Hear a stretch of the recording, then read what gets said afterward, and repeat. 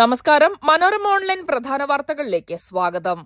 സംസ്ഥാനത്ത് വേനൽ മഴ ശക്തമാകുന്നു. ഇന്ന് ഇടുക്കി, കോട്ടയം, തിരുവനന്തപുരം, കൊല്ലം, പത്തനംതിട്ട, ആലപ്പുഴ, എറണാകുളം, തൃശൂർ, കോഴിക്കോട് ജില്ലകളിൽ യെല്ലോ അലർട്ട്.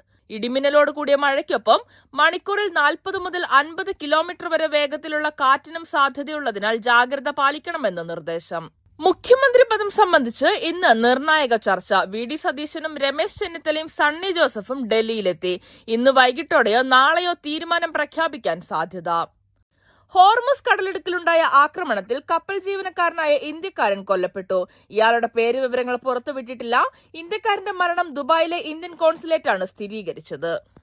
തമിഴ്നാട്ടിൽ പ്രതിസന്ധി തുടരുന്നതിനിടെ എടപ്പാടി പളനിസ്വാമിയെ മുഖ്യമന്ത്രിയാക്കണമെന്നാവശ്യപ്പെട്ട് AMMK നേതാവ് ടി ദിനകരൻ ഗവർണർക്ക് കത്ത് നൽകി. തന്റെ പേരിൽ ടിവിക്ക് വ്യാജ കത്തുണ്ടാക്കിയെന്നും ഇക്കാര്യത്തിൽ ഒരു അന്വേഷണം ഉണ്ടാകണമെന്നും ദിനകരൻ പറഞ്ഞു.